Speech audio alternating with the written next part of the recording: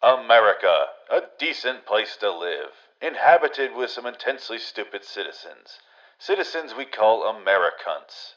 Someone needs to educate these people, help these people, and if you American't or don't marijuana, then through the amazing superpower of common sense, Phoenix West Amera will.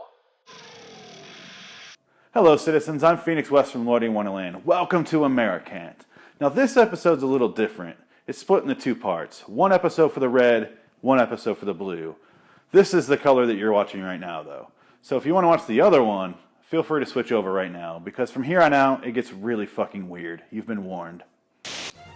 Hello world from LIW News. I'm Miguel Brambila, welcoming you back to the 2016 Stereotype presidential debate. Here to answer the burning questions, we have Democratic Senator Blue and Republican Governor Red. One of these men will rule over you for the next 4 years. So let's get to know them a little bit better. Starting with Governor Red, how do you see women in the workplace? Well, I'm a reasonable man, so I'll work with any broad as long as I'm working in a kitchen or, say, buying sex. Wow. Crude. Instead of women, can you say non-men instead of workplace creation station? I'm not calling it that. At any rate, I love a diversified creation station.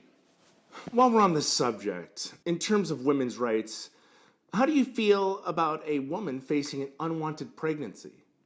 Well, human life doesn't begin until birth, so it's up to the non-man to terminate anything non-living inside of it. Oh, you son of a bitch! That child has just as much right of as lives you do.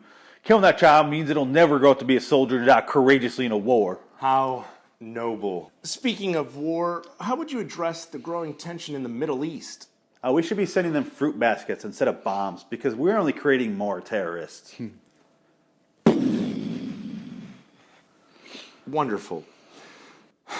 Lots of Americans are upset with the abuse in the welfare system and would like applicants to be drug tested before being approved. What are your thoughts?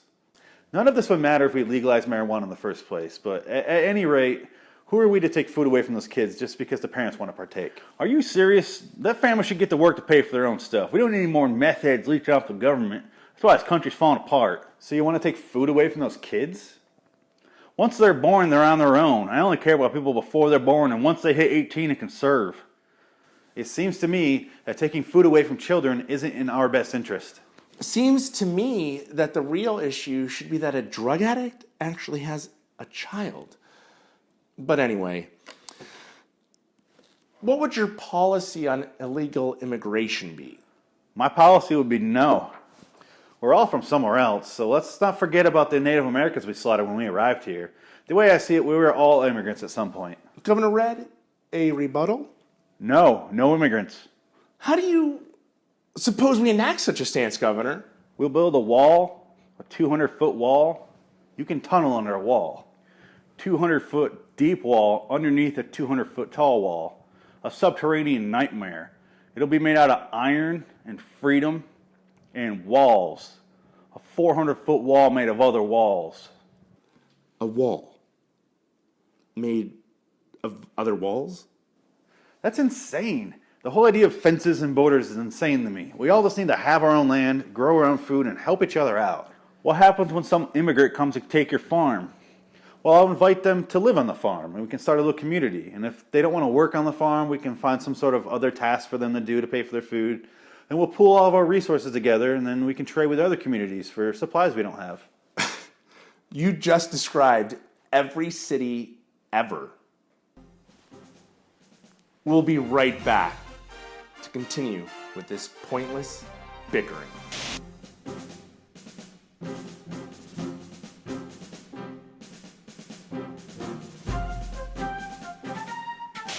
Who doesn't love a good battle? David and Goliath, Lakers Celtics, Cowboys and Indians, Ali Frazier, good versus evil.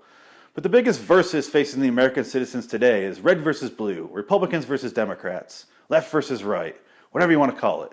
This battle is creating a chasm that grows wider and deeper every day. And as the citizens cling tighter to the political label, their camp moves further away from the middle and therefore further away from the other camp. Now what this equates to is nothing more than a political tug-of-war with a rubber rope in which the two sides get heavier and stupider the more they distance themselves away from the middle. And that chasm that's growing between them, that's the middle ground. That's where solutions can be found. Nothing is as black and white as these two camps make everything appear to be. The problem with this whole thing is that the people who make the decisions about the tug-of-war match aren't even on a side. They're up on the rafters, tossing out stakes further and further to each side so that the war keeps on raging. Now, why would they want this war? Well, it's simple. When the people are divided against themselves, they blame the other group and only the other group. They squabble over abortion, capital punishment, censorship, government assistance, gay marriage, drug legalization. Shit that should already be taken care of if the people themselves were truly in charge of their own government, like in a real democracy. This chasm is created and fueled so that you are distracted. Distracted enough that you think the people on the other side of the chasm are the only enemy. The chasm is so you don't see the goddamn people hiding in the rafters. Laundry is an unending chore, especially when you have to wash out such harsh stains. Your son brings home dirty stained clothing such as this? Better clean out those dirty liberal stains before your husband gets home. Your normal detergent just won't cut it. Besides, they all look the same, am I right? You need something different, something better. Introducing Igno Rinse Detergent. What makes Igno Rinse better than the leading competitor? It utilizes unique chemicals such as H8, which mixes with the active ingredients to eliminate those pesky, sinful stains. Don't understand? It's alright. It consists of a lot of math that only men can understand. More specifically, the men at Igno Enterprises. Why, here's our head scientist, Dr. Carver, to help explain it to you. Wait, he's black? A black scientist? What kind of futuristic mumbo-jumbo horseshit is this? Well, someone should have told me before I showed the man. Yes, I know about peanut butter. Let's check on those stains. Well, would you look at that? All gone. Now your husband won't be upset when he gets home. And for those times when you must get your whites white, the way America should be, right? Introducing new Igno Rinse Bleach to help get your whites the color of God. After all, we were all made in His image, His white image. Igno Rinse, available at Walmarts everywhere. They don't swing at all. They're square. Just sit there and slide in and ouch.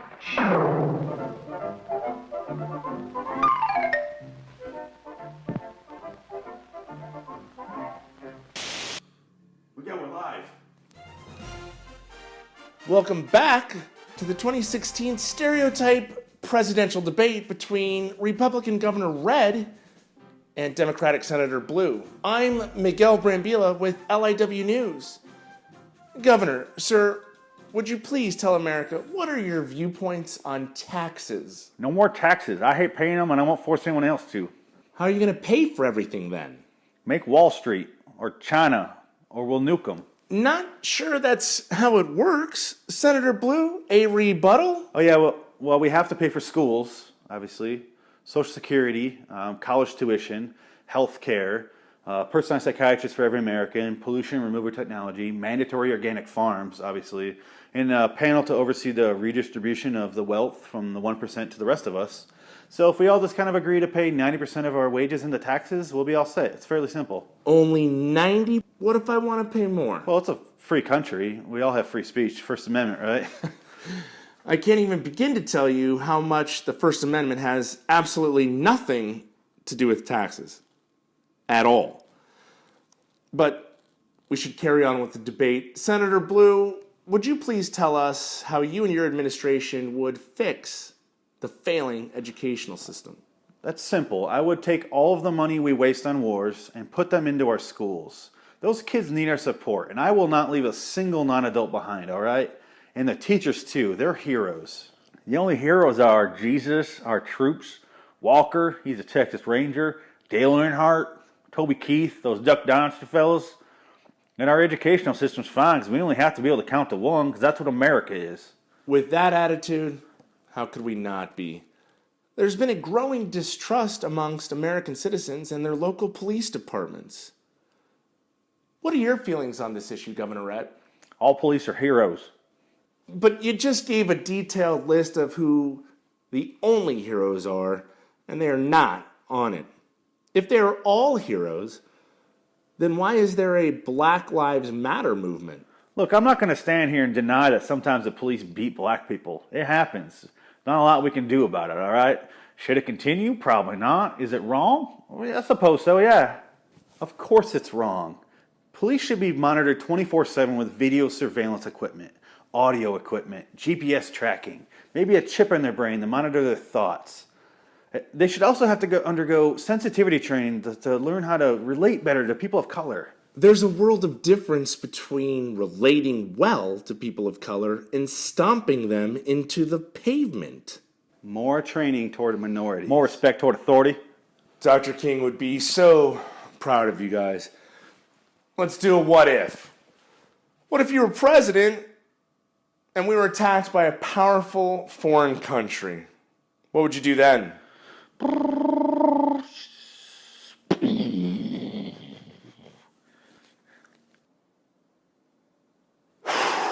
Last question. Who do you think is the greatest threat to America today? Well, great. Thank you for a truly insightful debate.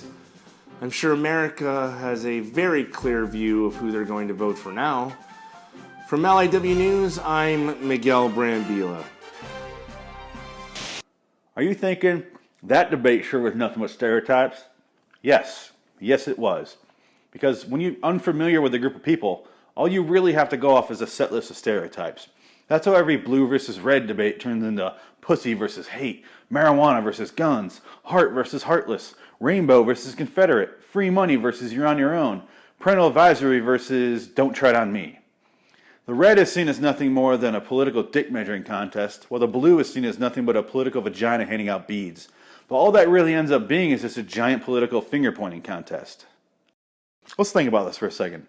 Is there really only two types of people? Does red versus blue really cover every American? Is it really that simple? Is there just no gray area? Because the stereotype for Democrats is that they want to maintain their individuality, but then they nonstop label themselves and lump themselves under this giant blue umbrella.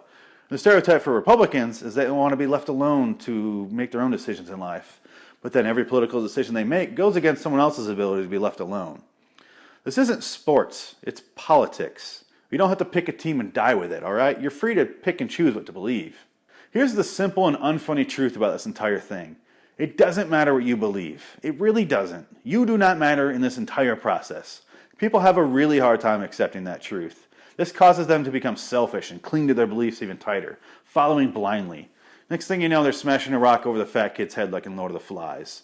The point is, we all have to work together. There has to be some sort of compromise. Otherwise, we're just engaged in this eternal tug-of-war where nothing ever gets accomplished. It's kind of like two kids fighting over a toy, but the parents don't want to solve the problem because the parents are the only ones benefiting from the fight. The kids are fighting over the one toy while they're stealing all the rest. This is why I'm pleased to announce my new political party, the Fence Party, and you're all invited to join. Both sides claim they want a better country and future, so fucking prove it. The Fence Party encourages choosing your beliefs based on logical decision making, not the ones chosen by your group, despite all claims and evidence to the contrary.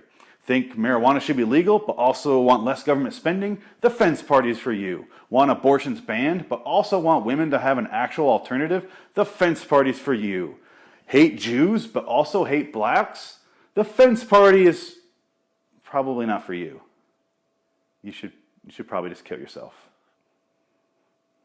The best thing about the Fence Party is we can't be bought. The fence is already built, so corporations can't fund it. We don't have sponsors and we don't run ads. We don't have a shitty animal mascot either, just a beautiful gray picket fence, because life isn't black and white.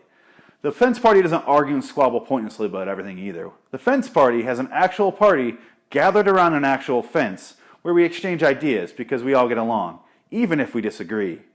In the Fence Party, we sit on the fence and pick ideas on both sides that we choose to believe. Not because we're undecided pussies, but because we actually want shit fixed. And who knows, maybe we'll actually handle everything case by case, instead of lumping all of our problems into one little group to be handled in the exact same manner. Not everyone needs to be deported. Maybe this guy does. Not all drugs should be legal. Maybe these ones should be. Case by case. Doesn't that sound fucking refreshing? Choose your beliefs when you join the Fence Party.